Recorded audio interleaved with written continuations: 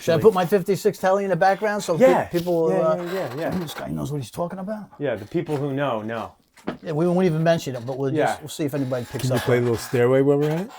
Stairway. I can't play that kind of No shit. Stairway. How about a John Prine song? I'll play you one. No, this is great. No, I appreciate you letting us do this. This is just, like I said, it's an experiment. It's not, there's no plan. Yeah. But it's a way for us to just chat. You know, you heard a little bit about what we're doing. He told you. Well, he was telling me. Yeah. It's like, it's a way to, shine a light.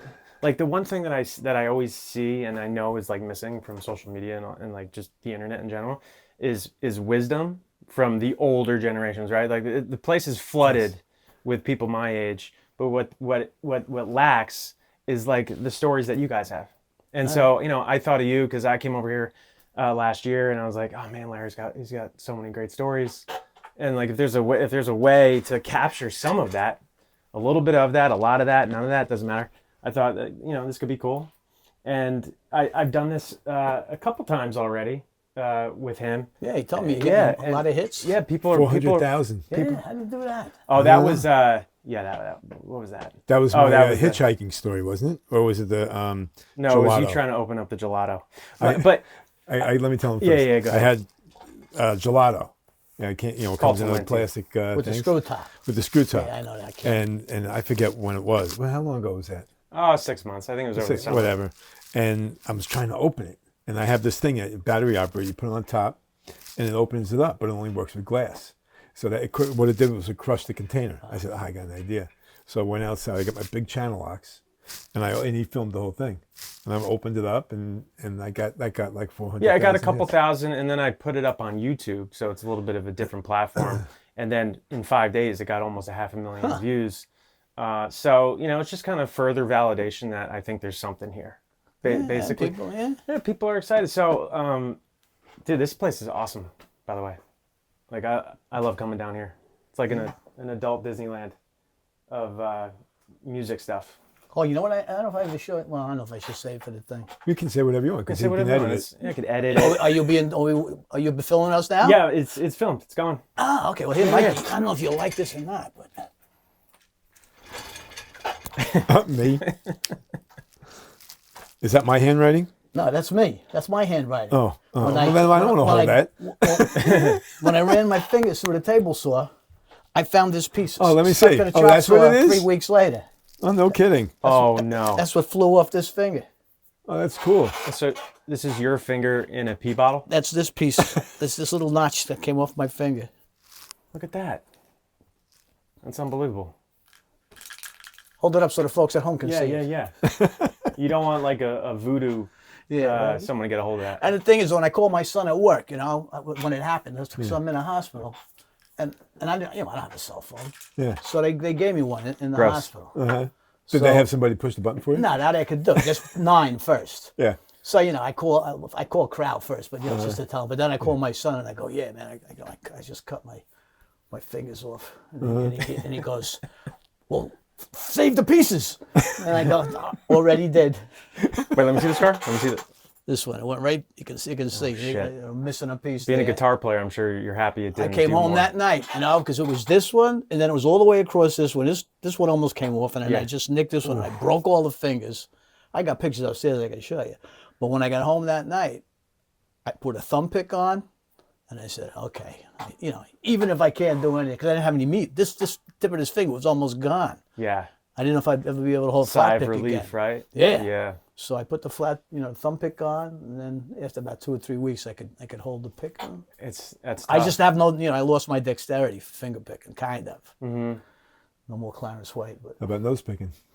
No, I haven't gotten a good one out because there's no feeling in the finger. So some nerve damage. Yeah, a little bit of nerve damage. And they still hurt. I mean, I did this in 2017, and they hurt every day. Yeah. What were you doing with the saw? Pushing a little piece of wood through.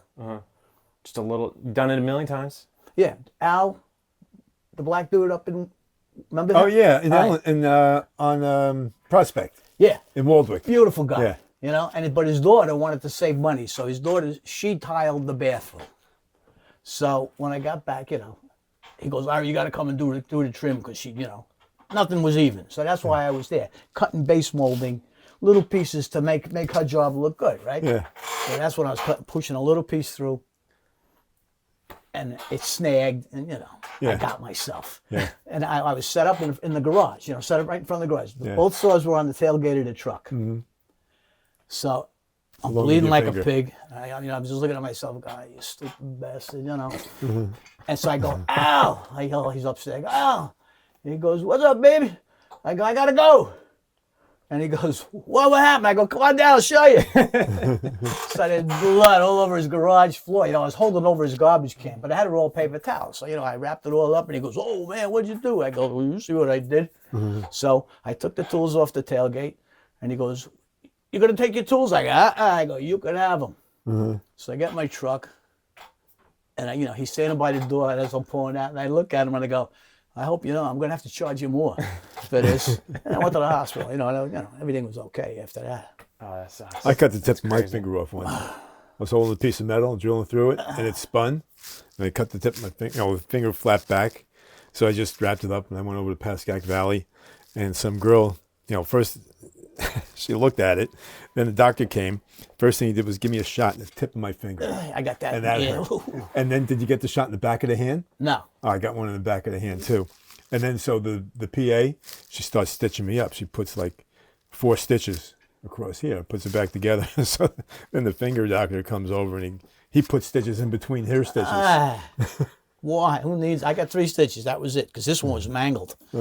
But it was all for the best. Yeah. If we're gonna compare hand injury stories, I got one too. I was bartending. I severed tendons, actually. What, broken glass? Yeah, it was the Patron bottle. What Patron looks like. It's got like that fat lip on it. Mm-hmm. Underneath the big cork. It was in the middle of a Saturday night. It was packed. People were demanding drinks left and right. I was operating quickly. I just grabbed a bottle because we were out. And I didn't look, and I just did what I normally did, just take the cap right off like this with the plastic on it and all, just to do it fast and all. Didn't see that the lip had a chip in it, so it went through my hand like butter. So I went like this, right down to the bone, through this finger. You can actually see the surgery, the Z pattern right here. Yeah. That? You had to get that sewed up? I get it sewed up. They had to do 2 things. They had to sew it up first, and then I had to wait for a hand specialist 10 days later to go back in, repair the tendon. And it sucked because during that time, at every passing day, the tendon retreats in opposite directions. So I was like, it's a race against the clock. I got to get this. And I play piano and guitar. Oh, that's right, yeah. And I'm like, well, can I, so again, I've lost a little bit of dexterity. Yeah. Like you, just a bit. So I've had to adapt. So it affects my guitar playing. Piano, not so much. Maybe 1%. But guitar, a little bit. Yeah, guitar maybe 10%. It's affected. Yeah, when I cut my finger, I asked the doctor, will I be able to play the piano? And he goes, yeah, sure. I said, good, because I couldn't play the piano before. Cut that. I wanted to ask you guys, because I brought this up to him earlier. I was like, I have a really good idea for another kind of question I want to ask in this kind of format with someone like you coming in, and which I think is relatable and fun for an audience, which is, if someone, well, first of all, what is it? What's your expertise? We all know you're an electrician. What's your background? What's your blue collar experience? Well, I mean, I ended up a carpenter. Yeah. But I wasn't looking for that. I was a musician. I was going to be a rock and roll star, since everybody in my family played and sang, so that was just it. Mm-hmm. And I had to get a day job because my the old lady said, yeah. In fact, I got a song about it. But did that and worked during the day, played at night. But I was always handy. Could always I'm building guitars now. Mm-hmm. So my old man was a carpenter. My grandfather was an architect and a cabinet maker. So the whole family, it was either music or that. Yeah. And you made more money banging nails. Of course. Last time I was here, you shared some amazing musical stories that I want to touch on. But before we get there, I wanted to ask a blue collar related question first, and then we could circle back because there's some epic stories you shared last time I was here. So many of your jobs, you tell me, you're like, all I had to do was go flip a switch, right? Yeah, right. Okay. Yeah. Essentially, the crux of that, what I want to get to is, what's the one or few things that if someone just knew, a homeowner knew, like if it was second nature to them, they wouldn't have to call you, and you could show up to a job. You're like, they should have known that. They just Googled it. Like they could have done it themselves. They didn't need my expertise. If the homeowner knew it, they could do it themselves. Yeah. I mean, it depends on how crazy you want to get. I had people who called me to change a light bulb. Me too. Yeah. Did I ever tell you that one? No. About the Meltzers? Meltzers? Billy Meltzer. They lived up in Saddle River, and his wife, On the Diana. Airmont The girls, border? her and her sister were from West New York. You did work in New Milford, for me, and Johnny. Okay. But Diana calls you up and leaves a message, and the message is, Larry, we have a light bulb out in the bathroom, and Billy and I, we can't figure out how to change it. Billy Meltzer, right? He's an accountant. Okay, accountant. All right. So I call him back, and I had to leave a message. Oh no! She picked up the phone. That's right. And I go, Diana, it's Larry. She goes, hi Larry. I go, I have a question for you. And she goes, what? I go, how many Meltzers does it take to change a light bulb? And then her husband was right there. He went nuts. He was laughing his ass off. He loved that. So I went up there. I went up because they were always good to me. Yeah. Here's how you do it. Unscrew it, take it out. And Billy gives me $100. And I say, nah, I get it. Yeah, but he said, nah, you came up here. Take your wife out and get some ice cream. Yeah. She never saw that 100, but still. You said that exact same story to me. So you went over, you did just, I think Christmas Eve. Yeah. You flipped the switch. They gave you 100. And you're like, no. Oh yeah, I forget what it was. Yeah. I spent 3 minutes. But he really here. didn't take it. I know him. Nah. No, he doesn't take it. I have to, But you got, that was probably more fun, right? It's more fun going up and doing a quick for nothing job. It's our social life. Just to say hello and But what allows you to do that is all the credibility that you've gotten for the big stuff over the years. So then you can just have fun. My wife tells me, you and Johnny were too nice. You're too nice to people. I don't give a shit. Yeah. What are you gonna do? Yeah. We're still working. Yeah. No, I'm not. Oh, I am. Yeah. Well, what about you? Like one thing that you could if someone just knew, and you didn't have to go. Obviously changing light bulbs. Well, light bulbs, but flipping. Resetting a GFI receptacle. Resetting a breaker. Yeah. I checked everything. That's it. I checked everything. You didn't check. Obviously, you didn't check everything. Yeah. Well, you know who he is. So, and he and I have been working together for what? Almost maybe 40 years. Yeah, about approximately. Give or take. And I call him the best friend I ever had, who I never hung around with. Because we get on a job together, and we're like brothers. Yeah. The one guy knows what the other. We know each other's jokes. So do you plan jobs where you'll both be needed? Like or you recommend each other? Well, if I have a job and I have he's the only electrician I'll call. When he's got work that he thinks we can handle. So what's the longest amount of time you ever spent on a job together? Oh, you know what it was? Maria Coben. Oh, yeah. I just saw her not too long ago. Oh, did you? Yeah. Is Alvin still around? Yeah, I tell you, good story. Is he still driving?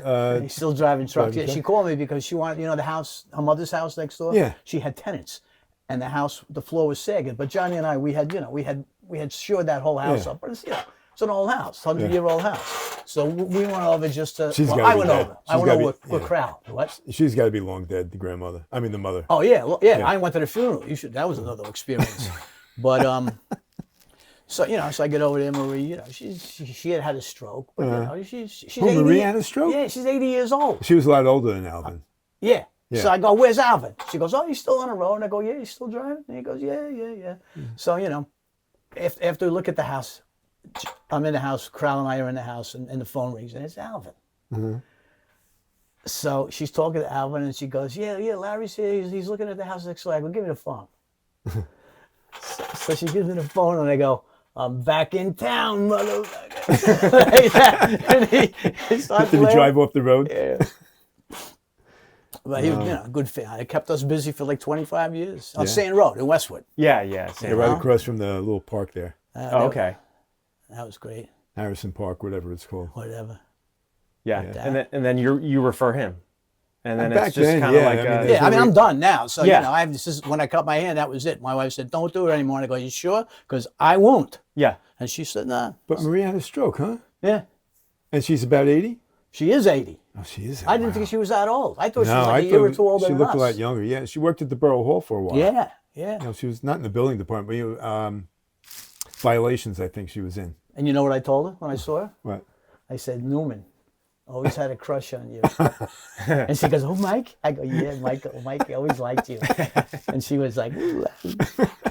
She was nice. She's real good. This is making me think of, we did a little bit of a Q&A. I was doing this little experiment where I had the camera set up and I was behind it. I was like like Barbara Walters, right? And he's over here and I'm just asking him like rapid fire questions. I had like a set of 20 questions. Yeah. And I feel like you'd have some great answers to something. It's the top of my head, right? Like, like worst customer you ever dealt with, right? Like absolute worst, travesty of a house that you walked into. You couldn't believe it that you had to work here. Ooh. Yeah. Well, Groner in Hillsdale, the cats got to the floor and they were pissing on the side on the sheetrock in the dining room, everything. It was Coming through the floors, had to floors rip too. the floor up. Jesus. But I'll tell you, my favorite customer who some guys probably wouldn't like. Did you ever do Saul Weinstein? Go to his house and Probably. yeah, in the That's like Tandy and Smith or Allen- Jones. in Hillsdale on the Tandy and Allen side. Oh yeah. Yeah. Wise guy, Jewish guy. Okay. But a good. He would call me up in the morning. A good Jew. Yeah. Well. Yeah. He would. Not He's that there's- Jewish. Not that there's any other. He can say that. He's Jewish. But anyway, he would call me up and Jewish. he'd call me up and say, "Hey, you guinea bastard! I got work. You're gonna come in and give me." I said, "Yeah." So I would come up. So I take a look around, and I look at the job. I'm figuring it all out. And he goes, "Well, how much? How much?" And I go, "Well, I got 3 prices." And he goes, 3 prices? What do you mean 3 prices? I go, family, friends, and scumbags. And he goes, well, what am I? I go, what do you think? Yeah. Process of elimination. Come on. But he loved that. Yeah, That's amazing. He's a good guy. Yeah. He moved to Florida. I hope he's still alive. That might have been the guy that the guy with the curly hair. Yeah, I said something to somebody once, and it was a Jewish holiday, and I said, no, I'll come and work. I don't know what the Jewish holidays are. And I go, well, I'm a bad Jew. And he goes, no such thing. In fact, this guy, he lived in Moose Gowron's house. Oh, really? Yeah. In River Edge? No, in in Hillsdale. Okay. That was Bill Scowron's house when he was with the Yankees. I told you I worked at Enos Slaughter. I not worked. I used to hang out in the Enos Slaughter's house when I was a kid because my grandfather was next door neighbors to him. He was like Uncle Enos. Uncle who? You better watch out, son. For the kids, Enos Slaughter. Yeah, that's Enos. Old Yankee. Yeah, I think he E-N-O-S, played right? for Yankees and St. Louis, but he's in the Hall of Fame. E-N-O-S, right? E-N-O-S. E-N-O-S, Slaughter. yeah. Check it out. Yeah. What a name. All the Yankees lived in River Edge back Yeah, then in because our they would just area. hop on Route 4 Yeah. and just go to Yankee Stadium. Yeah. Mantle, Berra, Ford. I was at a gas station in Demarest, and when I delivered auto parts, and I turned around, Sparky Lyle was standing behind me. Oh, really? Yeah. You know where they used to hang out too was Tattered Tom's and Yeah, well, we used to play there. yeah. Gene Michael, he used to have to carry him out. Well, if he wasn't, G. Michael wasn't there. He was over at Finnegan's. Yeah. I'd see him Oh, yeah? I didn't with know his that. head down on the bar there. Yeah, it tends to be a lot of New York athletes in this area, right? Bergen County, just outside the city. You see, worked we had our run-ins with some Yankees over the years. Yeah. Willie Randolph. Oh yeah, Willie Randolph. My brother worked with Willie Randolph's father in the city. He was a laborer. And when I was working in the city, he worked later than I did. So when this one job we were on, I'd get on the train, go downtown because they were working at Barney's. Mm-hmm. So I go in, I go in the basement, and they just about getting done, and I see Willie Randolph's old man. He looks just like him. Mm-hmm. So I introduce myself, and I go, Mr. Randolph, I go, your son is the best. And he goes, I know. So we said goodbye. He leaves. Like, my brother and I walk out on the street, and coming at it was, the park wasn't a garage, it was a parking lot on the corner. Here goes Mr. Randolph driving by in his Rolls Royce. Oh, nice. Went home to Brooklyn. Was Willie playing at the time? Yeah, Yeah. You know who I I worked think for? so. Yeah. George Benson. Oh yeah, Yeah, Masquerade. yeah, George. Yeah. He was. I was doing a lot of work for him, and he goes, "You're my handyman." I said, "You're gonna write a song about me?" Been done. And then you worked Do you know for... who George Benson is? I know the name. Yeah. Guitar player. Great. I mean, He lives in yeah. Englewood. You would see him on Route 4 driving around this bright red old Cadillac convertible with a white top. You'd know it was him because he's the only one that had that. I think he just got a new record out too, if I'm not Really? mistaken. He's got to be in his 80s. Of course not. Yeah, but you know, he's good. He was good. Always was. I worked at Lawrence Taylor's house too. LT. Oh man, what a Where mess. did he live? On Weiss Road. He's not there anymore. Saddle Okay. River, right? Yeah, Saddle River. You know where Weiss Road is? You go up. what's the school at St. Joe's is on? The Chestnut road. Ridge. Huh? Chestnut Ridge. Chestnut Ridge. You go up Chestnut Ridge. Is the last traffic light in Jersey before you go into New York State. You make a left, and he was down there on the right somewhere. Nice part of town, yeah. What a mess that house was. Yeah. I didn't deal with him. I dealt with his brother Candy. Candy? Iced tea? Ice. Oh no, not Ice-T. Joe Piscopo. No. Oh yeah, I did work with. You're saying you used to work with well, him I dealt a lot, with his wife. Right. Because he didn't have much of a Jersey City, personality. somewhere. Right. It was North Bergen.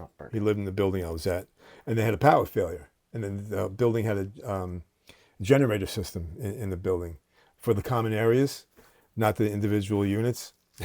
So kept on tripping a break. We get there, and he has an extension cord coming from his apartment. He unscrewed the light bulb in the hallway, plugged his refrigerator in. And we said, well, what are you doing? He goes, hey, you can't take the ghetto out of the man. That's it. Hey. Meanwhile, he's multi-million. Where'd you get the cord? What was his wife's name? Yeah. I know who you're talking. Yeah. Yeah, they would always walk were on some TV show. they had bulldogs. Brutus, I forget, it was Brutus. Caesar? I don't know, but they were outside walking their dogs. Nice people. Yeah, We put a regular car guy. charger in for them. And then he moved. He bought a house. He lives in Edgewater. Well, I don't think he lives in Edgewater anymore, but I know where he lives. I can't give you the address. Yeah, that Q&A we did was great. I think the best question, we did about 20, and the first one was actually the funniest. Which one? What's the biggest misconception people have about Oh, yeah. electricians? About electricians? They think I'm a plumber. Yeah, they think, that I'm not a plumber. So I have the same question for you. The misconception? Biggest misconception about carpenters, you'd say. Oh, the misconception about carpenters. I Yeah. don't know. I mean, Yeah, what do people assume that misaligns with reality? that's a tough one. I don't know. I don't know. Yeah, we got a good chuckle with that one for a while. Yeah, show him the picture of me. With you the, got Oh, I forgot to switch it over. What you got? Oh, yeah. Those were prescription or? yeah. I have. What's going on here? I still have them. They're safety I was glasses. on a job. I got Yeah, the it's fantastic. I got them. I got 2 pair. I gave one to my partner for Father's Day. And I said, "Here, we got to wear these." And then, when he came on, I said, "Mikey, try these out and see." But when I took it off, the nose and mustache stayed on. Yeah, of course. Yeah. yeah, but you know what you do? He looks like a Jap fighter pilot. He does a bit. He does. Huh? Yeah, kamikaze. Yeah. Yeah. Oh, God. Happy about his inevitable demise. I'm trying to think about that misconception about carpenters. I don't know. No, I don't know. Of course, like the low hanging fruit, right? Like the worst customer, you had the worst house, right? Just someone you never would, or actually, how about the job you walked in on and you just walk right the hell out? You're like, I can't do this. I can't do this. That happened to me twice. Remember I sent you over to the dentist? Yeah. Yeah. Was that one of them? No. Well, we got the gig, but still. We won't mention any names. Yeah. But well, you already have, but no, yeah. but it's not my dentist anymore. Understood. Okay. So I sent them over, and I said his wife works there. I said she's really hot. I mean, she's really, really good looking. So he goes in and what was her name? Marilyn. Marilyn. Yeah, Yeah, Johnny and I went. Yeah, so the two of them go, and they go walking through the door, and they go, well, yeah, I'm looking for Marilyn. She goes, I'm Marilyn. And Larry goes, no, you're not. Because I look at her like this and go, what the fuck? Incredible. Absolutely incredible. Yeah, but he was good for that. He would always tell you, I got a job here. There's a hot chick right there. So after that one, they said, remember working at I don't know if you want to use names, but the chick in Emerson, in the ranch, Gail something. Okay. Anyway, she lived in a ranch down on Eagle. Yeah, I know where Eagle okay. is. Yeah, by the high school. It was summertime and it was hot as hell. And he had just pulled that trick on us. I don't even know if you know this. I don't. So he had to go up in the attic and run, whatever the wires he was running, whatever. And the house was, 40 feet long. And the scuttle hole was at one end of the house. So they had to get up and then crawl. It's 100 and whatever degrees in there. They did, 3-4 days in a row doing the whole thing. And after, I'm looking around, and right at the other end of that house where they were doing all the work, I look in the closet, and I go, look at this, the scuttle hole. I never told him. And so he goes, him and his partner, they're breaking their ass doing this and that. And then finally at the end, he goes, man, that was a tough job. He goes, we had to go all the way through the end of it. We're standing right there. And I go, Mikey, why don't you use this one? And he looks at me like, okay. Oh, man. You know what? The best thing I ever did, a guy was, it might have been a lager job. And I was in the attic. Nobody knew I was in the attic, and he was told to sheetrock or patch holes or whatever. So he put his arm up in the attic to move the insulation out of the way. He didn't know I was up there. Well, I was laughing. I was crying before he did it. I grabbed his arm. You want to hear somebody scream? He had no idea anybody was in the attic. That's fantastic. Oh, God. Go ahead. You still got time. This is one of my favorites. When I was working in the city, I'm working with this guy, Mike Rizzi. He and I were like the misfits. The foreman hated me because my uncle got me on the job, and he hated my uncle, and he hated Rizzi because Rizzi's brother was a super, so we were the outcasts. But it was the Equitable job on 52nd Street, big insurance building. So Mike and I were just walking around, So we're up on the top floors, and they were laying the carpet for the conference rooms. So there was this little laborer. Name was Frankie Barbera. He was about this big, and he was a little wise guy. So Rizzi and I, we walk into this room because we look, and he's like 50 feet away on the whole floor of the building is open, and he's 50 feet away vacuuming the rug. And when you walk in, there's a knee wall. So he's got his cord running, and it's over the knee wall, and it's plugged in on our side of the knee wall. So Rizzi goes, get down. So we get down behind the knee wall, right? So Frankie's doing a vacuum wiggle. Boing, we pull the plug out, right? So he goes away, and he's a tank. I go, what the fuck? He's looking around, he's going in, so he starts walking back, right? He gets halfway back, we plug it in, and the thing goes back on. We did that to him about 3 times in a row, and then we just walked out. We didn't even let him know. I still laugh when I do. There was another time I was cutting in recessed lights, and you cut it out, and you got the insulation up there, and there was a bunch of grass there. Sometimes it's usually an old nest or something, whatever. So I start pulling the stuff down, and these little hands are pulling back. It was a raccoon up there. It was pulling the stuff back to it. Yeah. In the city, they used to turn over the thing, the floors on the shanties, and there'd be mice and rats' nests, and the laborers would just sweep them up. Yeah. Sweep them up and put them in the That's container. rough. Yeah, they're rats. Oh, man. Yeah, that doesn't really bother me too much. Nah, rats. Yeah, whatever. I don't like cats, though. Yeah. I'm not a cat fan. I like cats outside. I had a cat, trap me, on the top of the stairs. I couldn't get back down the stairs. It was like a bobcat. Oh, Like I wouldn't have a cat for a pet. No. I was on a job once, and the bobcat was. I felt like something was watching me. It was out 22 somewhere. Like Vernon or something, weren't you? Yeah, it was out in that area, and I was working, and I felt like somebody was watching me. And I'm working. I look around, and on a rock on the other side of the lake, there's this bobcat or something dangerous just staring me down. Wow. Got my tools and left. Yeah. Figured you were too big to eat. So Yeah. I remember you telling me that. I remember saying, you got to start bringing bear spray on jobs. Well, I have bear spray If in you the go. truck now. No, you got to put it like in your holster, Yeah, well, like when you're out there. In the I have it for wilderness. my customers too. Bear spraying up there. I was saying earlier about when last time we saw you, and you had some epic stories, and this particularly the one where you were opening up in the city for John Prine? John Prine. I don't know if it was Prine. No, it was. I think it was Neil Young was there, or no. You were backstage, and someone was real messed up. Oh, Jimmy Buffett. Well, Jimmy Buffett. That's right. Oh, yeah, it was and Jimmy James Buffett. Taylor was the guy That's who was right. all whacked out. Yeah, that was. I would love to hear another Well, rendition of that story. Here's how I'll start it off. Okay. Jimmy Buffett gave me this. Okay. Yeah. Nice. Okay. The night we were playing at there was this club on First Ave on the Upper East Side called JP's back in like the mid to late 70s. And the JP was this guy, Jimmy Pullis. He was a retired roadie, but he knew everybody. And I guess he saved his money, but he bought this little club. Mm-hmm. And it was like an after-hours club for all the hot shots that were in town. You play in New York, you play in, you get done, and you come into JP's. They had a room downstairs. where, you know, the VIP room where they went in and did, you know, whatever they had to do, whatever they wanted to do. So bands like us, we would go there because that's where all the hot shots hung out. You know, I mean, Clive Davis, you know, you go there to get signed. You know, you'd play your stuff. Network. Yeah. And that was the only way you could do it back then. You know, no internet, none of this stuff. So you had to go and be there.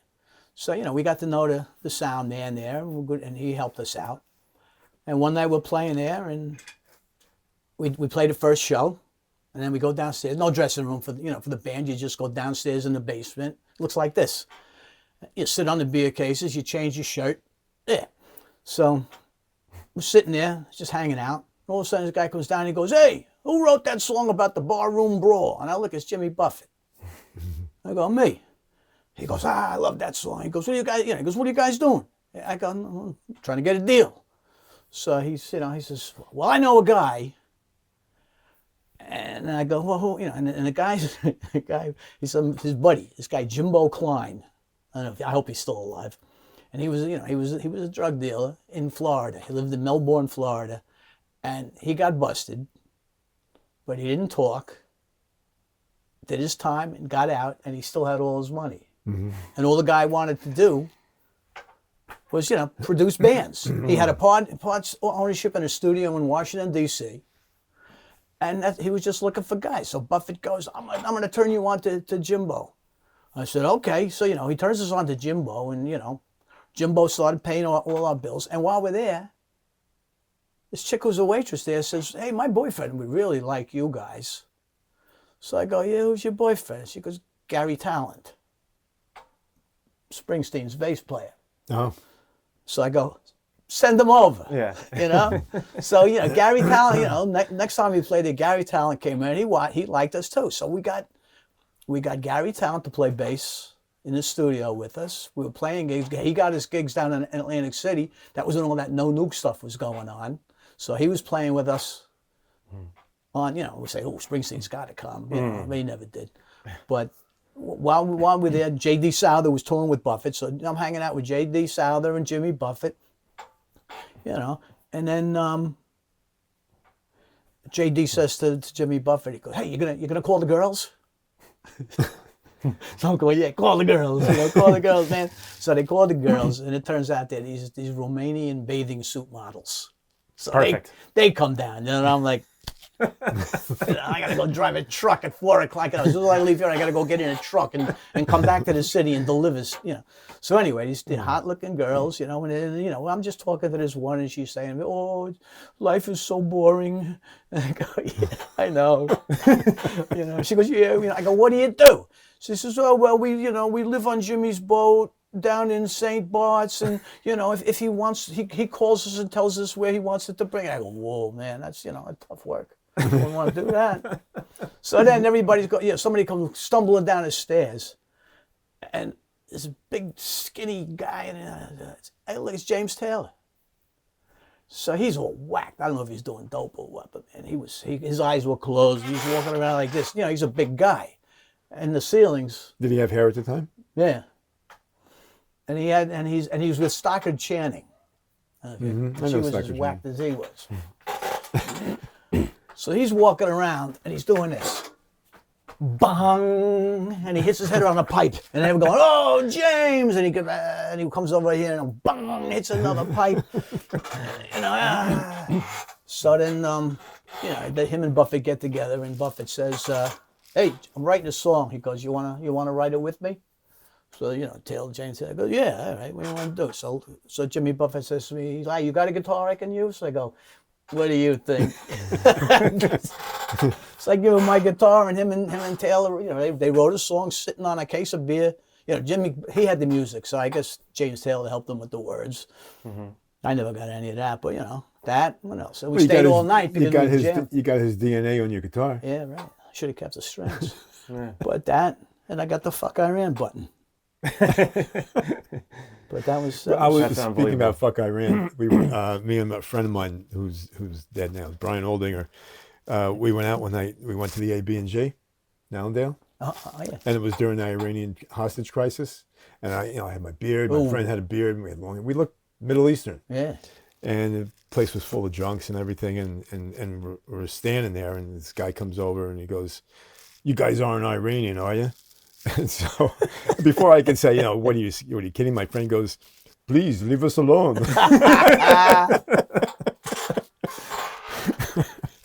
We ran out of that place so quickly. Unbelievable. That's fantastic. Remember Brian Oldinger, right? No, I heard you mention him a bunch, but man. That's great. Unbelievable. And I tell you what, Jimmy Buffett was a sweetheart of a guy. Yeah. Couldn't have been a nicer guy. Yeah. But speaking of your music, I know you played me a couple tracks last time I was here. Just awesome stuff. I got just new stuff love it. Before you leave, I'll play. Yeah, well, I mean, I'd love you to share a little bit of, if you're down, maybe. I don't care. If you're not shy, would love to Him? hear a little Shy? bit. What? Somebody might steal it from me and keep all the money? But it's just, why I love this shit, because, in a world where, look, not to knock like electronic music or producing or production. It all has its place. But I gravitate towards, I told you, I said, Spotify tells you your age based on the music you listen to for the year. It told me I was 70. So, I'm like, okay, then, there's something there. Obviously makes sense, because I love all the music that I listened to, growing up with you, Q1043, classic rock. And there's just something really cool and pure about what you do. And Well, it's real music. It's real instruments. Yeah. It's all I know how to do. Today anyway. I was listening to Sinatra, Martin, Yeah. Nat King Cole. Just for a change, driving nice and easy. You want to listen? You want a voice lesson? You listen to Frank Sinatra, because he's the best phraser in the. You know how to put your words where you want to put them. Frank. That's how I. Dean Martin. One of the ways I learned. Dean Just Martin was listening. singing all in Italian. I forget. Volare. He was singing Martin's Volare. great. Dean Martin's great. He does this song. I forget the name of it, but there's a film of it where he stands up in front of these three guys, and I think they're playing guitar too.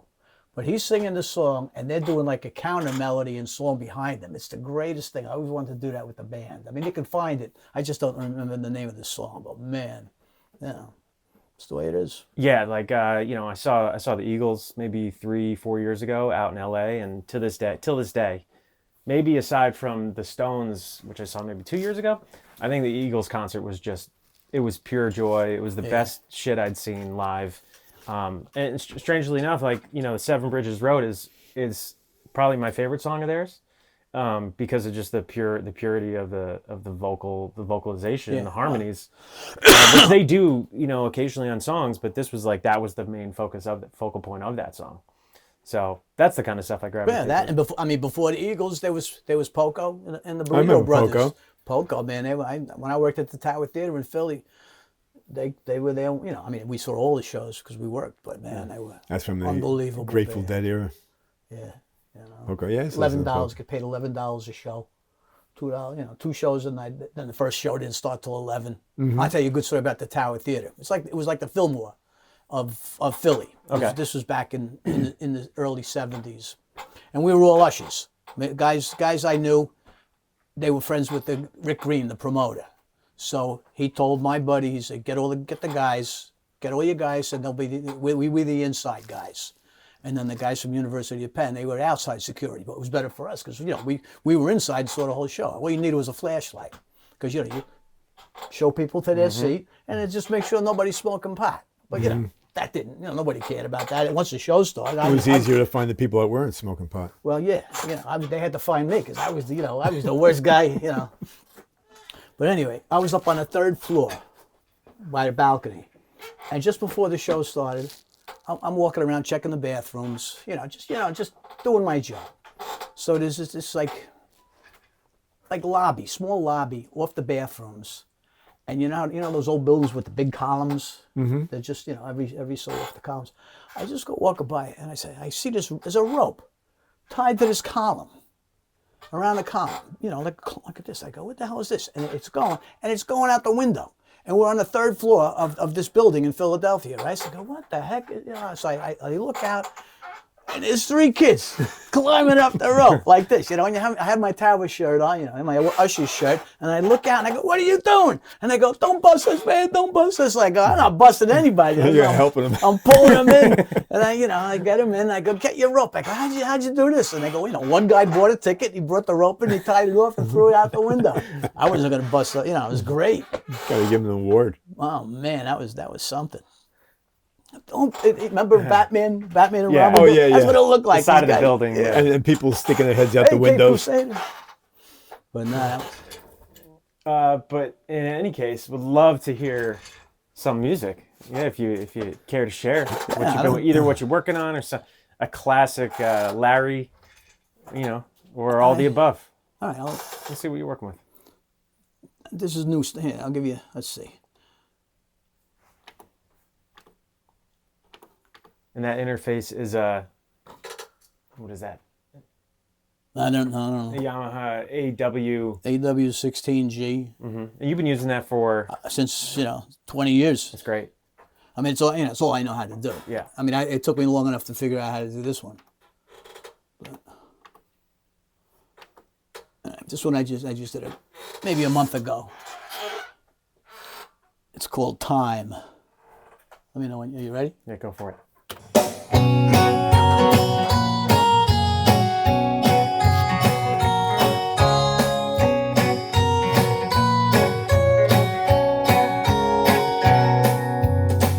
I'm looking for a good vibration.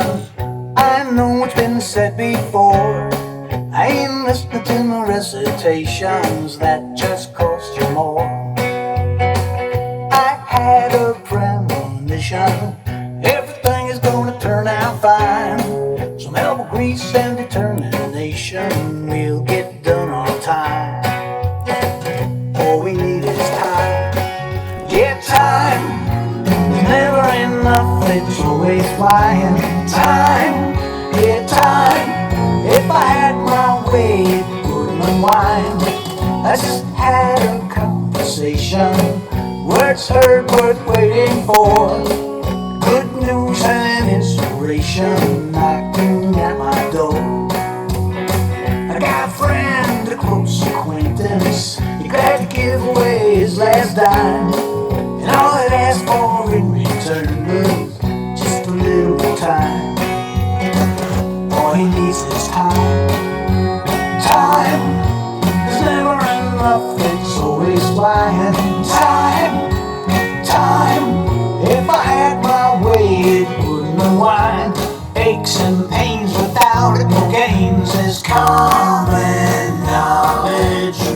Life's a bitch, you can't scratch every itch. Use it all, it's your call. Don't waste it if you want it. Keep on playing, maybe do some playing. Time, time, there's never enough, it's always flying. You play time, time, if I had my way, it wouldn't unwind. Time, time, never enough, it's always flying. Time, oh time, you're a dirty robber. I'm looking for a good vibration, I guarantee will suit me fine. All I need, maybe you do, just a little more time, a little more time, a little more time, a little more time, some more time, a little more time, a little more time, a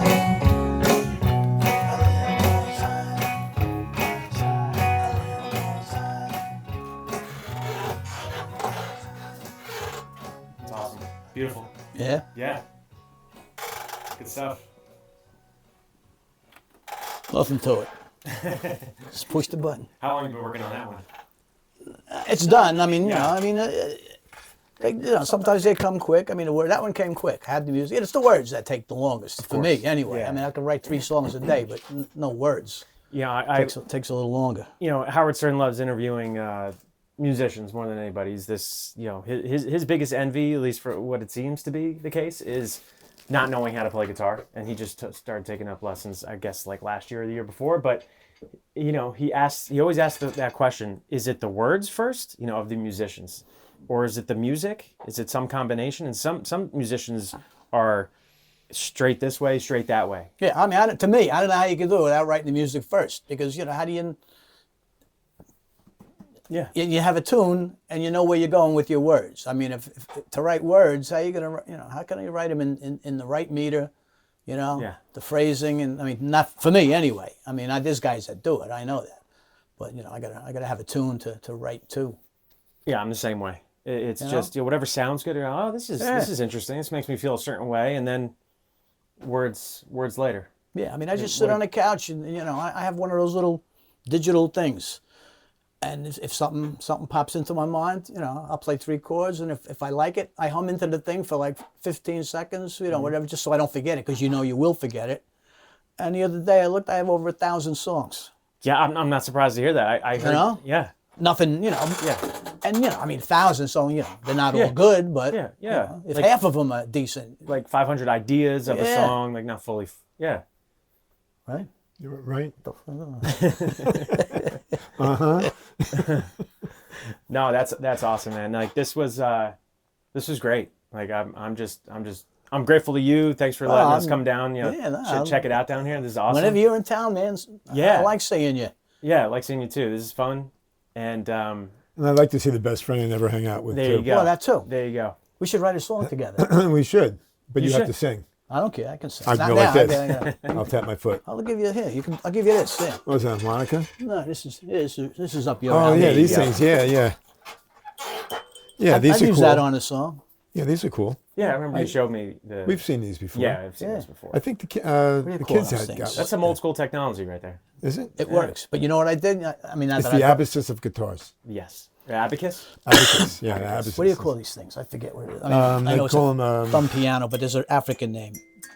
But when I recorded this thing, I had I had a 12-string, acoustic 12-string, and I tuned it to a chord.